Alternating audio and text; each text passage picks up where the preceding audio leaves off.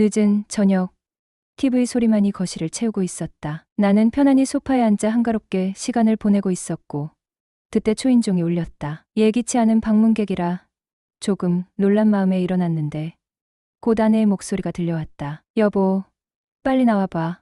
반가운 손님이 왔어. 밤 9시를 훌쩍 넘긴 시간.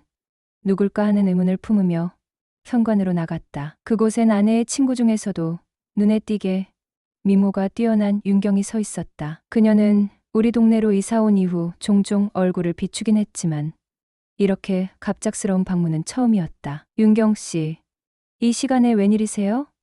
나는 놀라운 표정으로 물었다. 웬일이긴 그냥 놀러 왔겠지. 어서 와. 아내는 반갑게 그녀를 맞이했고 윤경 씨는 밝은 미소를 지으며 대답했다. 나 정태 씨한테 부탁할 게 있어서 왔는데. 내 이름이 나오자 나는 고개를 갸웃하며 물었다. 저한테요? 무슨 부탁인데요? 윤경 씨는 장난기 섞인 눈빛으로 나를 보며 말했을 때 아내는 내 옆에 앉아 이 대화를 흥미롭게 지켜보았다. 정태 씨라면 꼭 들어줄 것 같아서요. 그렇게 말하니 더 궁금해지네요. 나는 반응하며 웃었다. 정태 씨, 오랜만에 뵈니까 얼굴이 훨씬 좋아지셨네요. 요즘 뭘 드시고 관리하시는 거예요? 그녀가 나를 향해 물었다. 제가요? 그런 칭찬은 처음 들었네요. 윤영 씨야말로 더 이뻐진 것 같은데요. 나는 웃으며 반문했다. 윤영 씨는 얼굴을 붉히며 고개를 숙였고 그 모습이 여전히 매력적이었다. 앞으로는 집도 가까우니 제 눈치 보지 말고 자주 놀러 오세요. 좋아요. 자주 올게요. 윤경은 망설이지 않고 대답했다. 그때 윤경 씨가 갑자기 말을 이었다. 근데요. 정태 오빠라고 불러도 되죠? 몇 년을 알고 지냈는데 이제 편하게 불러야죠. 나는 잠시 어리둥절해졌지만 그 말이 너무 자연스럽게 들려서 대답할 틈도 없이 아내가 깜짝 놀라며 끼어들었다. 어머, 오빠라니. 너무 자연스러운 거 아니야? 나 없을 때 많이 불러본 것 같은데 왜 이렇게 자연스러워? 아내는 은근히 질투가 섞인 듯했다. 그 모습을 보며 나는 웃음을 참지 못했다. 그나저나 부탁이라는 게 뭔데요? 윤경은 잠시 머뭇거리다 입을 열었다. 회사 출근길이 정태 오빠랑 같은 방향이라 혹시 차를 좀 얻어 탈 수 있을까 해서요. 그 말에 나는 잠시 고민도 없이 대답했다. 그럼요. 당연히 태워드려야죠. 내일 아침 7시 50분에 윤경 씨 집 앞으로 모시러 갈게요. 윤경 씨는 활짝 웃으며 말했다. 정태 오빠 진짜 최고예요. 퇴근 후 집으로 돌아가는 길 윤경은 평소와 다르게 말이 없었다. 근데 무슨 일이 있어? 이렇게 조용하니 웬일이야? 무슨 일은 아무것도 아니야. 왠지 진짜로 무슨 일이 있는 것처럼 그녀의 표정이 내게 느껴졌다. 오빠, 우리 술이나 한잔할까? 왜? 술 먹고 싶어? 무슨 술 사줄까? 양주? 난 다른 것은 못 먹는데. 알았어. 비싼 술 먹으러 가자. 오빠부터 한 잔 받아. 그녀가 따라주는 잔을 받으며 나는 별로 대수롭지 않다는 듯이 말했다. 근데 너 혹시 남편하고 싸움한 거 아니야? 나는 조심스럽게 그녀의 표정을 살피며 물었다. 우와, 오빠 돗자리 깔아라. 그걸 어떻게? 그녀가 놀랍다는 듯이 웃으면서 이렇게 대답했다. 맞아? 그냥 찍은 건데.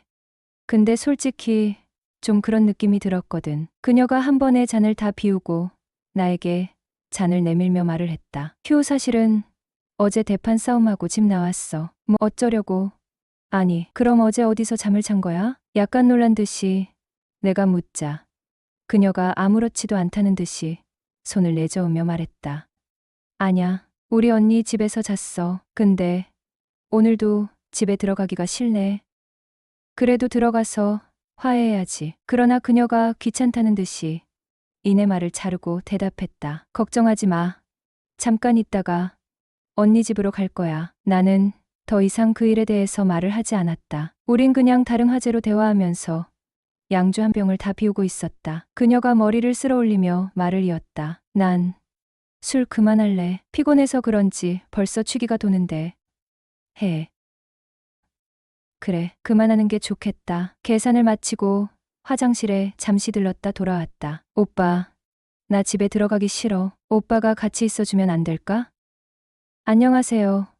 43살 자영업을 하고 있는 남자입니다. 대학은 가지 않았고 고등학교, 졸업 후 바로 사회에 뛰어들어 다양한 경험을 쌓으며 지금의 작은 사업체를 시작하게 됐습니다. 큰 재산을 물려받은 것도 아니고 고생을 많이 했지만 지금은 조금씩 자리를 잡아가고 있습니다. 그동안 내가 경험한 일들은 생각보다 많아서 지금의 나를 만들어준 중요한 순간들이 많았죠. 결혼은 9년 전 작은 집 사촌 누나의 소개로 만난 아내와 했습니다. 처음 만났을 때는 정말 다정하고 모든 게 완벽해 보였죠. 아내는 그때만 해도 정말 여성스럽고 애교도 많았고 나이에 비해 성숙한 모습이 저를 매료시켰습니다. 결혼 전부터 연애도 2년이나 했으니 정말 잘 맞는다고 생각했죠. 그때는 둘만 있으면 어떤 일이든 헤쳐나갈 수 있을 것 같다는 자신감이 있었습니다. 하지만 둘째를 낳고 난 후 상황이 급격히 변하기 시작했습니다. 아내는 산후우울증에 시달리기 시작했고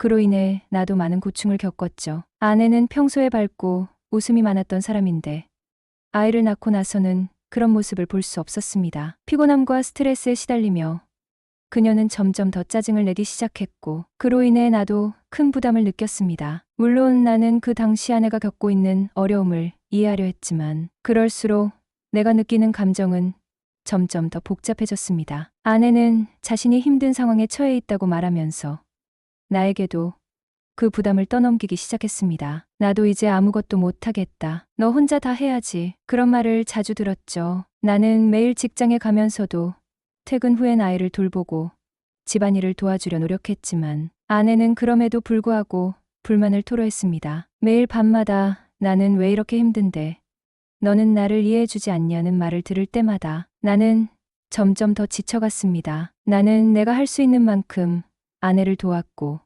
그녀가 힘들어할 때마다 곁에서 위로해주려고 했습니다. 그러나 그런 노력이 점점 더 아내에게는 무시당하는 느낌이 들었습니다. 특히 아내는 내가 가사와 육아를 도울 때마다 그것이 마치 나의 의무인 것처럼 여기는 것 같았습니다. 물론 나는 내 책임이자 아내를 돕는 것이라 생각했지만 아내는 그것을 당연하게 여기며 나에게 감사한 마음을 잘 표현하지 않았죠.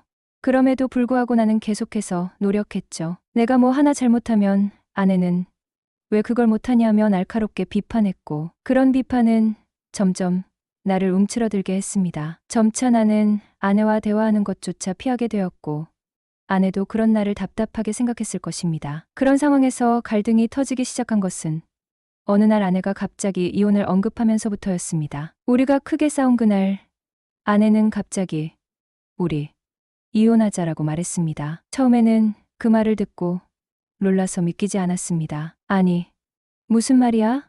이혼이라며 믿을 수 없었죠. 그런데 아내는 이미 마음이 완전히 떠난 듯 보였고 나에게 우리는 이제 서로를 이해할 수 없는 사람 같아라고 했습니다. 그 말은 내게 큰 충격이었고 그 순간부터 나는 우리 관계에 대해 진지하게 고민하게 되었습니다. 그 후 몇 번의 대화를 나누면서 아내는 너는 내게 너무 많은 것을 요구한다는 말을 반복했습니다. 나도 아내가 힘들어하고 있다는 것을 알지만 내게도 한계가 있었습니다. 매일 아이를 돌보면서 집안일을 하고 동시에 직장에서 일하며 지치기만 했죠. 그럼에도 불구하고 아내는 여전히 내게 너는 왜 나를 도와주지 않냐는 말을 계속해서 했습니다. 그럴 때마다 나는 정말 지쳐갔고 아내와의 대화에서 점점 더 벽을 느끼게 됐죠. 대화가 통하질 않았어요. 그렇게 시간이 지나면서 우리 관계는 점점 소원해졌습니다. 아내는 나에게 너는 나를 이해하지 못해라며 서서히 마음의 거리를 두기 시작했습니다. 어느 날 아내가 또 이혼하자고 말했을 때 나는 그 말을 듣고서 더 이상 아무것도 할 수 없었습니다. 그리고 어느 날 내게 또 하나의 변화가 생겼습니다. 바로 윤경이라는 여자를 만난 것입니다. 윤경은 39살로 결혼 7년 차에 5살 아들을 둔 워킹맘입니다. 처음 윤경을 봤을 때는 그녀가 아주 평범한 주부처럼 보였죠. 하지만 나중에 알고 보니 그녀는 내가 알던 윤경과는 다른 사람이었어요. 결혼 후 거제도에서 주로 집안일과 육아를 해오던 그녀는 최근 3개월 전에 다시 사회생활을 시작했습니다. 사실 결혼 전에도 몇 번 술자리에서 봤던 윤경은 내 얼굴도 제대로 쳐다보지 않던 그런 수줍은 여자였죠. 그런데 이제는 전혀 다른 모습이었습니다. 아내와의 갈등이 깊어질수록 윤경은 나에게 점점 더 특별한 존재가 되어갔어요. 그녀는 육아와 일을 동시에 하면서도 전혀 힘든 내색을 하지 않았고 오히려 매일 웃음과 긍정적인 에너지를 나누어 주었습니다. 집에서 매번 화만 내는 아내와는 너무나도 달랐죠. 매일 점심때가 되면 윤경은 살통 메시지를 보내서 오늘 점심 뭐 먹었어? 하루 힘내요 라고 응원의 말을 건넸습니다. 그게 너무나 자연스러운 일상처럼 느껴졌죠. 그녀의 그런 마음은 너무나 따뜻하고 세심했으며 나도 그녀를 더 가까이 느낄 수밖에 없었죠. 저녁이 되어 퇴근하고 집으로 돌아가면 윤경은 오늘도 고생했어 라며 환하게 웃어주곤 했습니다. 아내는 나에게 점점 짜증을 내기 시작했고 그때마다 나는 윤경과 비교하게 되었습니다. 윤경은 매일 나에게 힘이 되어주는 존재였고 그녀와 함께 있을 때 나는 모든 걱정을 잊을 수 있었습니다. 반면 아내는 나에게 점점 더 소원해졌고 우리의 관계는 점점 더 딱딱해져만 갔습니다. 나는 자신도 모르게 이런 마누라는 없었으면 좋겠다는 생각이 들었고 그런 생각을 떨쳐버리려 애썼지만 그럴수록 윤경과 아내의 차이점은 나를 더욱 혼란스럽게 만들었죠. 그렇게 우리의 관계는 아주 자연스럽게 가까워져 갔습니다. 매일 아침 저녁으로 차를 타고 다니면서 이야기하다 보니 점점 더 편해졌죠. 아내와는 나누지 않았던 소소한 이야기들을 그녀와 나누었고 윤경도 나와 대화를 나누면서 점차 마음을 열었습니다. 사실 윤경이랑 이야기할 때마다 내가 느끼는 감정은 정말 편안함이었습니다. 그런 대화가 나에게는 어느새 큰 위로가 되었죠. 나도 몰랐던 부분들이 그녀와 이야기하면서 점점 풀어졌고 윤경도 마찬가지였죠. 일에 대한 스트레스가 많던 그녀는 나와의 대화가 유일한 위로라는 듯한 느낌을 받았다고 했습니다. 하루는 정태 오빠, 나랑 술 한잔 할래? 라며 제안했습니다. 그날은 저녁 8시를 넘긴 시간이었고 나는 약간 긴장하면서도 그녀와 시간을 보내기로 했죠. 우리는 사람들이 많이 찾지 않는 한적한 호프집으로 갔고 술잔을 기울이면서 우리는 다양한 이야기를 나누었습니다. 평소 아내와는 할 수 없는 그런 소소한 이야기들이 정말 즐거웠고 둘은 어느새 2시간을 훌쩍 넘겨서 술을 마셨습니다. 그때 윤경이 술 기운이 올라오면서 내 어깨에 살짝 기대더니 오빠랑 이렇게 있을 때 너무 좋아라고 말했습니다. 나는 그 말을 들으면서도 마음이 약간 떨렸습니다. 그동안 느껴보지 못한 감정이 내 안에서 싹트기 시작했기 때문이었죠. 술자리가 끝난 후 나는 그녀를 집까지 바래다 주기로 했고 차 안에서 우리가 나눈 대화가 계속해서 머릿속을 떠나지 않았습니다. 오빠, 사실 내가 오빠를 많이 좋아했어 라고 말하며 내게 다가왔습니다. 그녀의 눈빛 속에서 나는 그동안 내가 몰랐던 감정들을 발견했습니다. 그 순간 내 가슴은 마치 심장이 터질 듯 쿵쾅거리기 시작했고 나는 내 마음에 솔직해지기로 결심했습니다. 오빠, 우리 오늘 집에 들어가지 말까?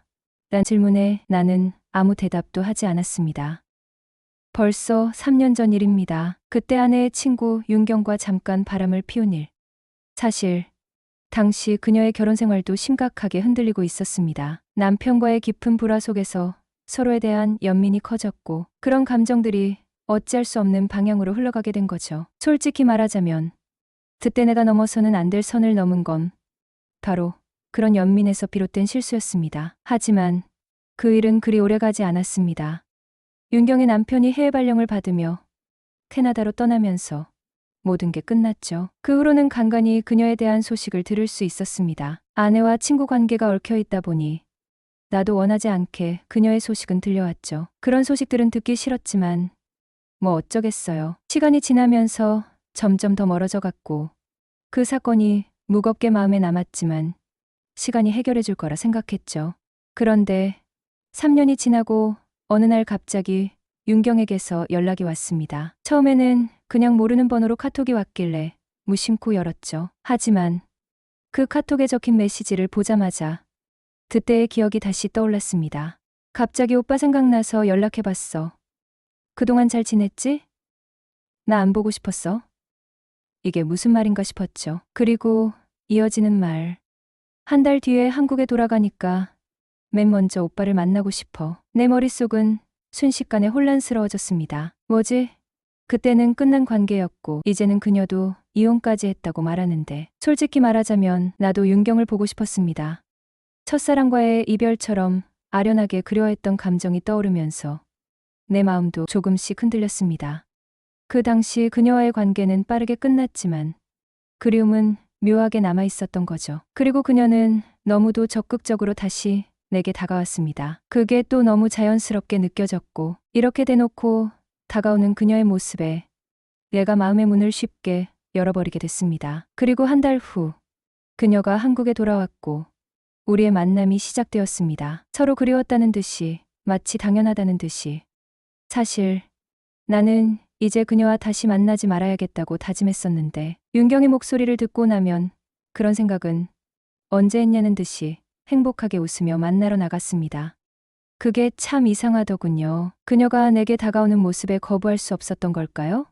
아니면 단순히 내 안의 그리움이 나를 이끌었을까요? 사실 둘 다 맞았겠죠. 그렇게 만나기 시작한 후 모든 게 점점 자연스럽게 흘러갔습니다. 그녀가 말하는 모든 것에 거절할 수 없었습니다. 오빠, 나랑 같이 있으면 좋겠어라는 말에 나는 그럼 나도 너랑 함께 있고 싶어라는 말이 저절로 나왔거든요. 사실 그때부터 나도 그녀와의 관계를 어떻게 정리해야 할지 모르게 되었습니다. 아내와의 결혼 생활은 이미 더 이상 좁힐 수 없는 벽에 다다른 것 같았거든요. 그동안 서로를 이해하려 했었지만 더 이상 이 관계를 유지하는 것이 의미가 없다는 생각이 듭니다. 새로운 행복을 찾는 것이 맞다고 느끼지만 그 상대가 바로 아내의 친구라는 점에서 결정을 내리기가 쉽지 않네요. 결국 이 상황에서 마음을 정리하지 못하는 제 자신이 참 한심하게 느껴집니다. 용기는 늘 앞을 향한 한 걸음이다. 두려움에 가로막히지 않고 그걸 넘어서야 비로소 진정한 변화가 일어난다.